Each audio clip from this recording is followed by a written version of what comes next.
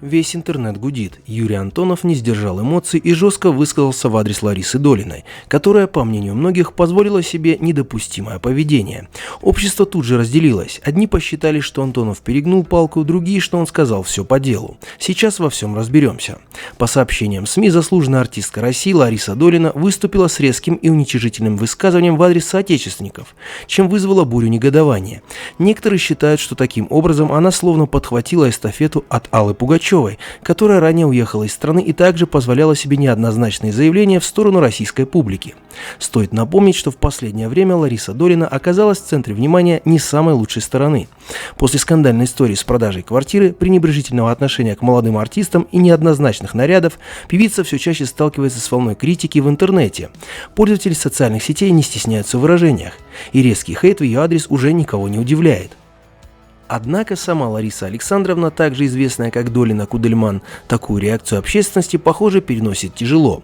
В ответ на шквал негатива она решила не молчать и обрушилась с критикой на своих же соотечественников, которые регулярно оставляют едкие и обидные комментарии на ее странице. В результате народная артистка Российской Федерации Лариса Долина фактически повторила поступок своей коллеги и подруги Аллы Борисовны Пугачевой, которая назвала россиян холопами и рабами. Так вот, на днях 69-летняя Лариса Долина пришла в бешенство, увидев, как ей показалось, злобный комментарий своих подписчиков. Раздраженная певица не смогла сдержать эмоции и грубо ответила в интернет-пользователям, написав в личном блоге следующее. Нужно заметить, что поводом для публичной истерики Ларисы Александровны стали недавние критические замечания подписчиков, которые остались недовольны ее внешним видом. Совсем недавно Долина опубликовала фотографию, на которой она была изображена в коротких шортах. В комментариях интернет-пользователи указали народной артистке на то, что женщина на пенсии должна одеваться скромнее. В свою очередь, в недавнем интервью Лариса Долина пообещала, что больше не будет оскорблять своих подписчиков и перестанет реагировать на провокационные заявления хейтеров. Вот что сообщила журналистам Лариса Александровна. «Я знаю, что всегда есть плюсы и есть минусы. Никогда меня не будут безоговорочно любить все. И это было бы неправильно. Я также обращаюсь к тем, кто не любит мое творчество. Не теряйте свое время», — сказала Долина. Но пару дней назад один из подписчиков Ларисы Александровны назвал ее очередную новую песню слишком заурядной, а саму Долину обозвал старой артисткой. Такие обидные слова очень сильно разозлили великую певицу, и в результате чего она назвала своего обидчика гнилью и отбросом. Как мы видим, Долина не сдержала своего обещания. Мимо такого громкого скандала не смог пройти народный артист Российской Федерации Юрий Антонов. Высказывания Ларисы Долиной, в которых она, по мнению многих, проявила пренебрежение к своим слушателям, возмутили мэтра отечественной сцены. Его реакция не заставила себя ждать. Он сделал резкое заявление в интервью журналистам. «У нас в стране есть одна такая особа, наглая и высокомерная. Я сейчас говорю о Ларисе Долиной. Эта дама, как говорится, совсем попутала берега. Как может артист позволять себе оскорбления в адрес своих зрителей? Она что, забыла, кому обязана своей славой и успехом? Именно народ сделал ее тем, кем она является сегодня. Такое поведение абсолютно недопустимо», подчеркнул Юрий Антонов. Он также добавил, что ее обидело. Что кто-то назвал ее старой, но ведь это не оскорбление, а объективный факт. Эти самые убогие, как она выразилась, платили за билеты, покупали ее альбомы, ходили на концерты. Благодаря этим людям она живет в достатке. А теперь плюет им в лицо. Это позор. Очередная звезда, которая хочет, чтобы россияне вычеркнули ее из своей жизни. Но публика такого не прощает. Подобные высказывания Антонова мгновенно разошлись по соцсетям. Пользователи начали активно обсуждать его заявление, и многие выразили полную солидарность с артистом. В комментариях писали: «Юрий Михайлович сказал то, что миллионы думают. Долина давно зазналась. Пусть вспомнит 90-е, когда ее спасали зрители, покупая билеты, несмотря ни на что». На фоне столь бурной реакции Лариса Долина, выступающая в соцсетях под фамилией Долина Кудельман, заявила, что не намерена больше реагировать на негатив. По ее словам, она решила абстрагироваться от информационного шума и сосредоточиться на творчестве и личной жизни. Однако, по мнению многих, репутационный урон уже нанесен, и сгладить его будет крайне непросто. А что думаете вы, уважаемые зрители? Поддерживаете ли вы Юрия Антонова? Пишите в комментариях свое мнение, согласны ли вы с его словами. И если вы считаете, что артист обязан уважать свою публику, ставьте лайк. Посмотрим, сколько нас. Также хотим вам напомнить о недавнем конфликте, произошедшем между Игорем Крутым и Иосифом Пригожиным. Влепил звонкую пощечину. Вот это действительно заслуживает уважения. Игорь Крутой поставил на место продюсера Иосифа Пригожина и его великую супругу Валерию. Похоже, в мире шоу-бизнеса зреет новый громкий конфликт. Высказывания Крутого буквально взорвали интернет. С каждым новым интервью некоторых звезд становится все яснее. Они словно существуют в отдельной реальности, где логика и здравый смысл давно перестали быть ориентирами. Очередное заявление Пригожина, как и прежде, вызвало смешанные чувства. С одной стороны, это звучит нелепо, даже смешно, а с другой – печально.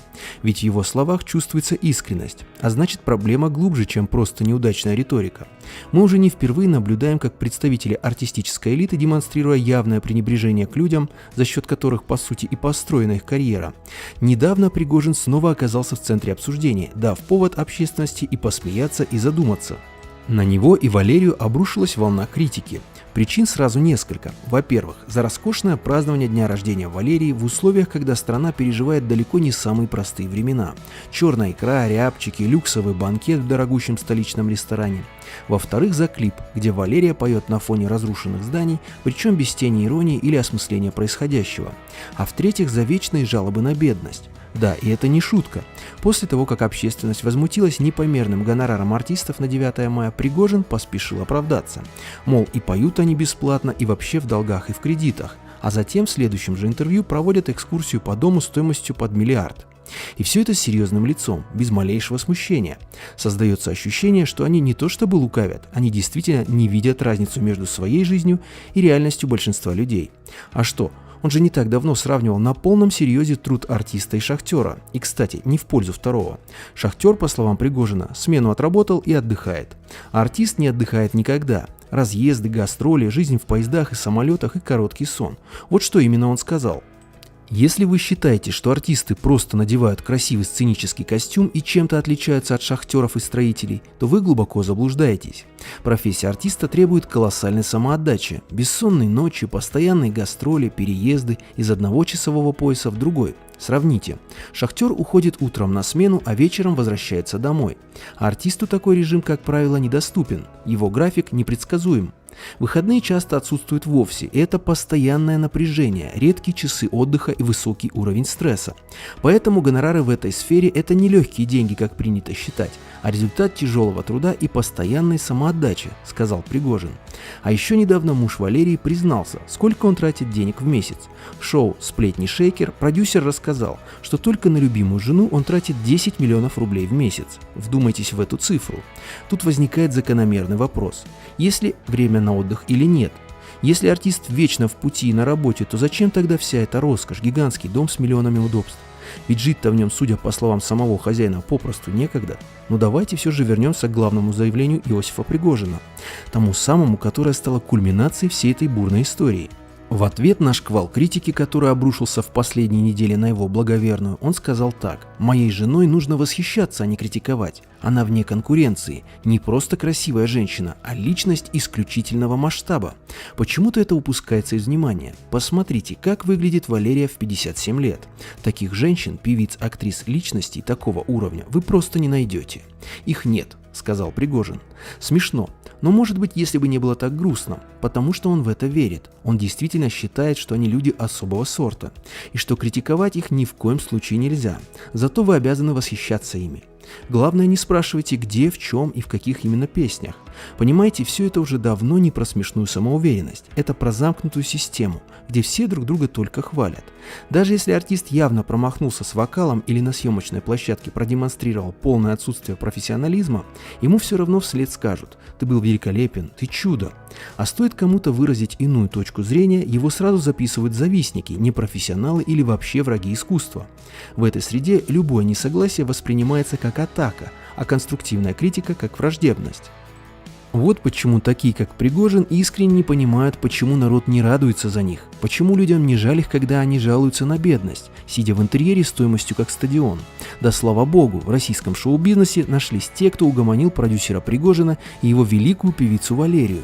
Совсем недавно Игорь Крутой побывал на дне рождения Люси Чеботиной, и он с удовольствием пообщался с журналистами. На вопрос о том, что Крутой думает о высказывании Пригожина, Крутой ответил следующее: «Не слушайте того, кто говорит вам, что быть артистом – тяжелая работа. Тяжелая работа – это вкалывать 20 лет на фабрике или день за днем ходить на работу, которую вы терпеть не можете. Нет. Может, конечно, жена Иосифа Игоревича работает на износ и действительно ночами не досыпает, но сравнивать ее труд с трудом шахтеров – это, согласитесь, уже за гранью. У меня одно мнение – паразиты. Они паразитируют на народе России и считают себя небожителями. Стыдно мне за его слова. А за исполнение песни «С чего начинается Родина» так вообще здесь просто без комментариев. Давайте говорить честно, Валерия действительно поет чисто, у нее есть свой стиль и узнаваемость. Она безусловно выше уровнем, например, чем Инстасамка или Бузова. Но назвать хотя бы пару ее песен, которые станут вечной классикой, смогут немногие. И это не злость, это факт. Не каждый успешный артист – гений, не каждый долгий путь – подвиг, а масштаб – это не только внешность в 57 лет, а вклад в культуру, который переживает время и уважение к зрителю. А то, что Иосиф восхищается своей женой, это, конечно, прекрасно, но навязывать свое мнение людям еще и в такой наглой форме – это, знаете ли, наглость и хамство. Высказал свое мнение Игорь Крутой. И знаете, с мнением Крутого согласны многие. Тут проблема глубже, чем одно нелепое высказывание. Вся система шоу-бизнеса давно живет в условиях ложной реальности. Там своих хвалят только своих. Там страшно сказать правду. А артист, между прочим, работает не для тусовки и не ради похлопываний на банкете. Артист существует ради зрителя, ради народа. И если народ выражает недовольство, это не происки ботов, а отражение реальности. Хочется верить, что однажды это зеркало снова начнут замечать, что снаружи исчезнет глянец, на его месте появится настоящее, искреннее лицо артиста, которому важно не только производить впечатление, но и оставаться человеком.